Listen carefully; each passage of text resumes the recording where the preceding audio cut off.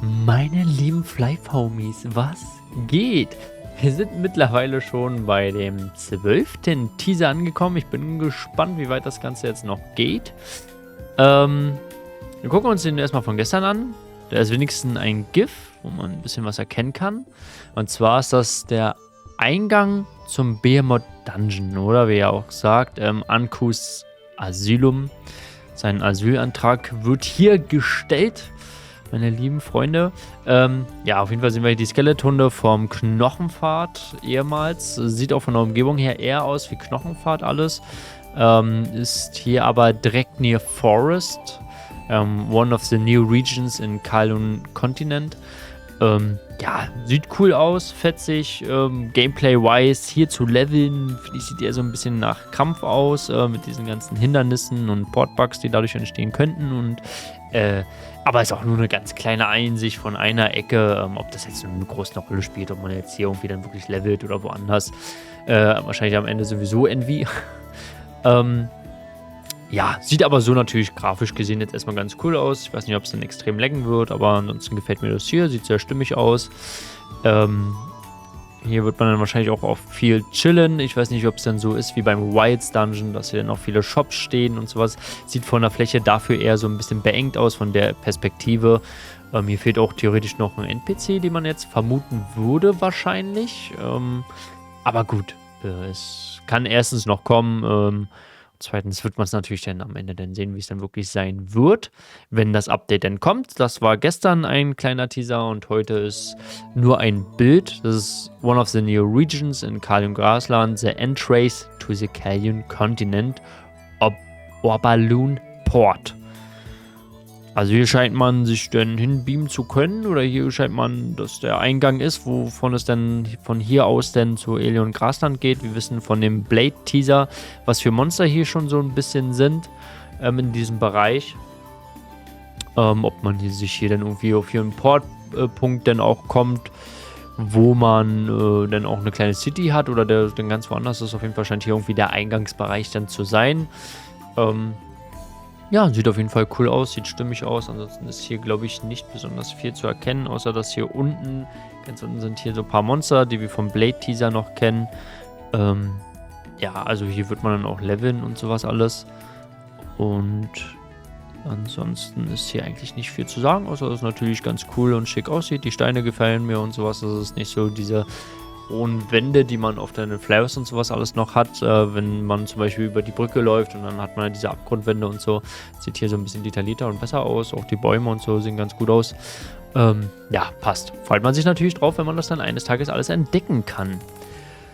So, abgesehen davon, jetzt, ich weiß jetzt nicht, ob in persönlicher Sache man das jetzt nennen kann, beziehungsweise allgemeine Informationen für uns alle, falls auch für euch da draußen ja welche gibt. Es gab heute ein Announcement, ein Streamer-Support-Announcement. Das ist jetzt hier natürlich, das gehen wir jetzt so zusammen durch, weil es natürlich für mich eine persönliche Angelegenheit ist. Ich denke mal, die allermeisten von euch wird es wahrscheinlich nicht großartig interessieren. Ich bin natürlich da trotzdem, ich würde jetzt nicht sagen aufgeregt, aber ich sehe es als kleine Chance an, mich mit denen ein bisschen mehr auseinanderzusetzen, Kontaktmöglichkeit zu haben. Viele von euch wissen, gerade in den letzten Streams kam es nochmal auf, das ganze Thema mit Partnerschaft, mit Gala bzw. We Made Connect und irgendwie da irgendwas rauszukitzeln und zu machen und zu tun. Und tatsächlich ist jetzt hier, wenig später, ein Announcement gekommen, wo wir jetzt zusammen durchgehen. Ich habe mich schon darauf beworben, das habe ich jetzt schon gemacht, bevor ich das Video jetzt aufnehme. Wir gehen es jetzt trotzdem zusammen durch einfach und ich erzähle euch noch ein bisschen so meine Meinung, meine Angesichtspunkte dazu, was eigentlich jetzt da drin ist. Ich glaube, das meiste von euch werden wahrscheinlich gar nicht so irgendwie geguckt haben, was ich alles Krasses bekommen würde, wenn ich jetzt irgendwie dazugehöre oder nicht. Wir gehen es einfach mal zusammen durch. Greetings, Flyfers and Streamers. We are excited to launch a program inviting streamers to broadcast the FWC 2025 live stream to audiences around the world.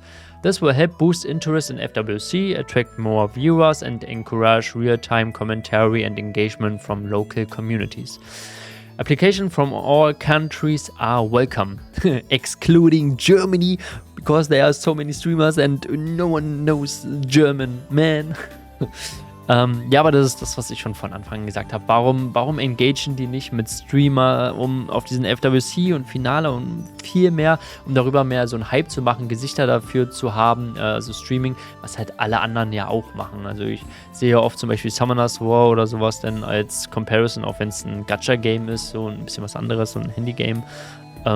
Aber wie sie halt mit Content Creator umgehen oder auch ganz viele andere so, ne? Es ist doch viel besser und cooler, wenn du für so eine PvP-Finale und so, wenn du dafür Streamer hast oder Gesichter hast, um das mit zu identifizieren und mehr zu hypen, anstatt jetzt nur irgendwelche Namen so, als jetzt Gilde Bloody so. Und, ne? Viele, die stark drin in der, nicht Atmosphäre, sondern die stark halt so in diesem Thema Flive drin sind und competitive spielen, klar, die haben schon ihre Favorites, entweder sich selbst, die gehörige Gilde oder.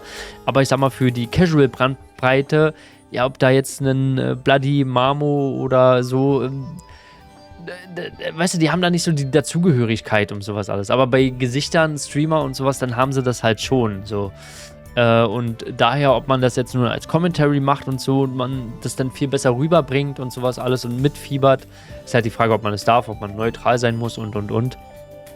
Aber das wäre, ich sage jetzt nur Point of View von denen, die das hier alles planen und machen und publishen, wäre es doch viel besser, wenn die halt Streamer haben, die das halt auch so ein bisschen mitfiebern und ja, als Gesicht mit dazu da stehen. Daher habe ich nie verstanden, warum sie das nicht schon von Anfang an gemacht haben. Aber gut, die scheinen sich ja da drin jetzt so ein bisschen reinzufinden, reinzufuchsen. Submit your information via the Google Form hier. Ich öffne das mal ganz kurz als erstes. Also falls es irgendjemanden von euch dort gibt, der hier selber irgendwie sich applyen will, können wir es ja trotzdem zusammen durchgehen. Ansonsten kann ich ja kurz so sagen, was ich jetzt so gemacht hatte. Auf jeden Fall meine E-Mail dann hier drinne. Und dann muss er hier noch bla bla bla, bla bla bla, akzeptieren, ist klar. Die ganzen formellen Sachen und sowas alles, glaube ich, dass die halt deinen Namen benutzen können und, dass sie deine Informationen haben dürfen und so über deine, sag mal, Viewerschaft und die ganzen Daten, die dazugehören. Ja, Streaming-Nickname ist klar, gibt man ein, dann noch die Kontakt-E-Mail-Adresse, dann Plattform und wie viel Viewer man hat. Also es sind sehr generelle Informationen, die sie hier haben wollen. Man kann hier nicht mal Daten anhängen oder sowas. Genau, da hatte ich dann bei mir eingegeben Twitch und YouTube. Das Ding ist bei mir bei Twitch und YouTube und ich denke mal auch bei anderen, Average Viewer Count ist natürlich stark abhängig bei Flive, was gerade los ist. Also klar, es ist auch abhängig davon, wie viel man selber streamt und wenn man viel streamt, dann hat man eine höhere. Aber so allgemein ist es halt bei Flive Universe schon so, wenn du jetzt FWC oder Update Wochen oder Monat nimmst, dann hast du halt weit über 100 Viewer, teilweise mehrere 100 Viewer. Und wenn du jetzt streamst, so wie jetzt, da interessiert dich halt keine Sau mehr. So, da bist du halt unter 100 Viewer. So, ne? Wenn du ein bisschen aktiv bist, bist du vielleicht so bei 60, 70, 80. Und wenn du weniger aktiv bist, wie ich es aktuell so ein bisschen war, dann bist du wahrscheinlich eher so bei 40, 50, 30, je nachdem. Auch bei mir welche Uhrzeit, ob ich vormittags streame, wo viele Arbeiten sind, wo ich meine Home-Office-Boys nur dabei habe oder ob man dann am Abend, aber dann sind teilweise dann vielleicht wieder mehrere Streamer online, dann teilt sich das wieder auf. So, es ist halt so die Flive-Community, ne, die ja da halt drin ist. Ja, ich habe da so einen groben Durchschnitt genommen.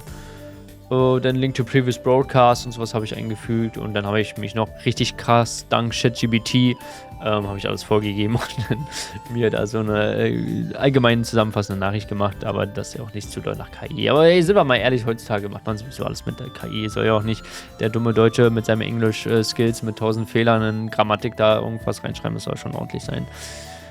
Ich hoffe, das ist nicht so schlimm. So. Was aber noch relativ interessant, denke ich mal, so ist, dass wir hier auf der Seite noch ein paar Informationen haben. Also es wäre dann Recruitment vom 2. September, also von heute bis zum 14. September hat man Zeit, sich da anzumelden. Dann Selection Announcement ist am 19. September. Daumen drücken angesagt. Broadcast-Period 1. Oktober bis 18. Oktober. Also ich denke mal, da geht es dann hauptsächlich auch um Turniere. Das wird dann hier, glaube ich, nochmal weiter können wir einfach durchgehen. Also Plattformen, die ich jetzt selber auch betreibe, ist halt hauptsächlich Twitch und YouTube. TikTok bin ich noch so ein bisschen reinfummeln. Das funktioniert bei mir noch nicht so richtig gut. Experience, In-Game Content, Streaming, FWC, Gameplay Experience, No History of Game Usage Restrictions. Verdammt. Meine ganzen F-Tools muss ich alle abschalten. Ich wurde ja nicht erwischt. Haha. Minimum Criteria 500 plus Followers or 50 plus Average Viewers. Also sogar oder, also 500 Follower oder 50 Average Viewers. Ja, je nachdem. Also klar, in kurzen Tagen, weil, glaube ich, könnte es halt sein, dass ich sogar mal unter 50 Viewers bin. Ja, Follower hat man halt, das sich aufgebaut bei mir jetzt in dem Zeitraum. Denn FW, ich weiß gar nicht, wie viel nehmen die denn hier auf? Wie viel? Weiß ich gar nicht. Steht das hier irgendwo, wie viele sie nehmen? Nur 1, 2, 3? Also ich würde es uns, also die schon länger machen, würde ich es auf jeden Fall allen gönnen. Ich weiß halt nicht, ob wir wirklich nur 1, 2, 3 irgendwie dürfen oder so. Oder ob pro Region, sagen wir Deutschland, nur einer. Das wäre natürlich irgendwie so ein bisschen blöd und finde ich auch, würde ich unfair finden. Weil es ja, sag ich mal, mit Ruhrpott, mir und Spielestyler auf jeden Fall gibt, die schon seit Anfang an mit am Start sind. Ja, okay, Plattform, genau, haben wir hier. Dann Requirements, Pre-Tournament Broadcast und Tournament Day 18 sind wohl Tage, wo man auf jeden Fall streamen muss und auch ein bisschen was zeigen muss, so wie ich hier verstehe. Mandatory Task, Livestreaming, Total 10 Hours of Streaming. Ja, easy peasy. Tournament Week am 1. bis 17. Oktober soll man halt streamen. Broadcast Live Universe, FWC, Main Event, PvP and PvP Commentary. Okay, stream for a minimum of 2 hours per day over 3 days, so for a total of at least 6 hours. Ja, easy peasy. Also man soll also 2 Stunden am Tag streamen, mindestens bei 3 Tagen, dass man insgesamt 6 Stunden hat. Ja, das ist ja, also ich sag mal, man schmeißt sowieso keinen Stream unter 3 Stunden an, also ich zumindest nicht. Tournament Day ist der 18. Da soll man dann auf jeden Fall mindestens 3 Stunden streamen. Broadcast FWC 2025 Tournament, Semifinals and Finals Commentary is mandatory. Also ist auf jeden Fall für die natürlich sehr wichtig, dass man FWC, das Tournament, dann kommentiert. Oh mein Gott, er rennt in die Masse rein und er castet seinen Asal und macht einfach alle platt und der Psy ist sowas von fucking OP und castet alle Bomben rauf. Man kann es gar nicht glauben, das ist viel zu krass. So wird es dann ungefähr sein. Eventuell. Vielleicht macht es auch ein anderer. So, erstes Streamer-Event. Surprise, First Come, First Serve, Coupon-Code-Event. Was für ein krasses Event. Digga, wer zuerst kommt, mal zuerst. Coupon-Code. Ist ja auch in-game irgendwas? 2-mal. Also wahrscheinlich während des Streams. Oh, ich habe jetzt hier einen Coupon-Code und löse das alles ein. Währenddessen habe ich schon meine 20 Fenster aufgemacht von meinen All-Charts und habe den Coupon schon selber reingemacht. Der Abuser ist da. Und Streamer Event 2, Random Drawing for 10 Streaming Viewers to receive Coupon Codes random 2 times. Random Drawing, 10 Streamer kann ich dann also ziehen, die einen Coupon Code bekommen. 2-mal. Wahrscheinlich auch während des Tournament-Dings. Und Stream Event 3, provide one public Coupon Code with Streamer's Name. Könnt ihr reinschreiben. Max TV ist der krasseste überhaupt. Und kommt dann eine Amplification Scroll Low. Ja, Spaß beiseite. Das sind erstmal die Events. Wäre schon cool, wenn man halt irgendwann richtig Partner ist und man ein bisschen mehr coolere Events machen könnte. Wie wir auch in der Vergangenheit schon mal gemacht haben, aber man muss es halt immer selber aus eigener Tasche zahlen. Support Benefits, das ist jetzt für mich das Coole, was für mich bei rumkommt, damit ich richtig krass gepusht werde, ist ein Streaming-Kit, VIP-Kit, Physical Goods. Und da geht ja mein Herz aus. Also hier so, stelle ich mir vor, so einen kleinen 8-Bit-Figur oder irgendwie sowas. Dann müsste ich natürlich noch ein bisschen mein Setup, ich werde wahrscheinlich sowieso irgendwann wieder umziehen, so wie es aussieht. Aber dann würde ich dann richtig so Regal und dann, das wäre schon cool, wenn ich irgendwas hätte oder irgendwie ein T-Shirt oder sowas. Coupon-Code, Code scheinbar, womit man halt noch Ingame-Sachen bekommt, okay. Bringt halt nichts, wenn wir sowieso nichts in FWC wieder von vorne anfangen. Ingame Rewards, einmal VIP, Premium Coupon-Code, valued $150. Ja, okay, I guess. Klar, nimmt man auch gerne mit, auch als Streamer, ist ja ganz klar. 10.000 F-Coin, schon mal Starter-Money für FWC 2026. Yeah. Und Titel Provided, Limited Duration, 365 Tage, Partner, Streamer. Cool. Hoffentlich irgendwann für immer. 10% Fashion Set List Provided, okay, ich glaube, I guess mein RM freut sich. Non-tradable. Und Out-of-Game Support, Exposure and Promotion of Streamer Lists through Official Channels. Das finde ich sehr cool. Also, dass man dann halt offiziell announced wird, sozusagen hier dann irgendwo im Discord. Provision of Tournament Schedule for Smooth Streaming und Tournament Days. Sowas würde ich mir sowieso immer wünschen, auch für Update-Tage und sowas alles, dass man halt so ein bisschen hinter den Kulissen was bekommt, Informationen, um Informationsvideos zu machen für bestimmte Events, Updates und sowas. Um das nicht auch panisch dann, wenn es rauskommt, immer gleich erst machen zu müssen, auch FWC-mäßig, wenn dann das ganze Announcement wieder losgeht und so. Klar darf man halt auch nichts spoilern, aber dass man halt einfach besser die Leute informieren kann, wenn es halt darauf ankommt. Und drittens, Priority Invitation to Future Events if selected as a representative local streamer. Das wäre so cool. Das ist eigentlich so das von allem, was hier so ist, wenn man Streamer ist, dass man eine Einladung bekommt für irgendwelche Events und sowas. Also irgendwo vor Ort zu sein, auch wenn es Manila wäre, ich würde es machen. Einfach vor Ort zu sein, so, wäre schon cool. Das würde ich halt fühlen. So, das ist schon fast mit das Coolste. Wenn sie das halt bezahlen würden, weil ich werde natürlich nicht selber zahlen, da nach Manila zu fliegen und dann stehe ich da und hey, ich habe mich selbst bezahlt, um hinzuhören und irgendein philippinischer Fan kommt dann halt und doch ein Autogramm und so, aber das so offiziell wäre halt schon cooler, so, oder halt so mal wirklich zu Gala oder sowas und dann einfach so ein Vlog daraus zu machen. Okay, ja, das dazu. Viertens, how to apply to be a streamer, da sind wir durchgegangen, Nickname, bla bla bla bla bla. Selection Criteria ist 19 Jahre oder älter. Must own an operating channel, average viewer on Twitch, YouTube, etc. Streaming activity minimum of 5 live for fun universe gameplay streams per month, each at least 1 hour long. No history of game usage restriction. Ist the last 1 year. Also selbst wenn man von über ein Jahr gecheatet hat, kann man jetzt trotzdem noch weiter durchziehen als Streamer.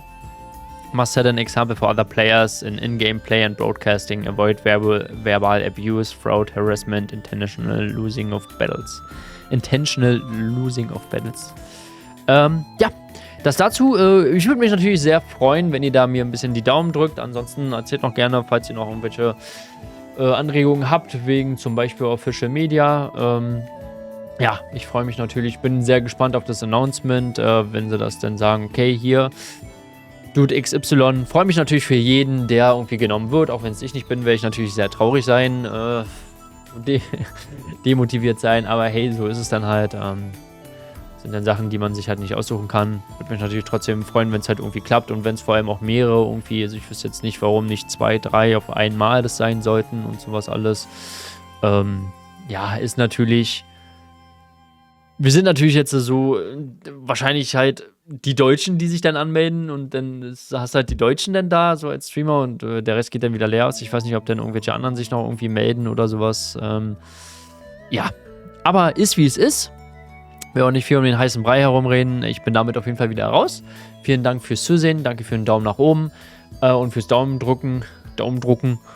Und dann sehen wir uns beim nächsten Video, Leute. Haut rein und tschüssi.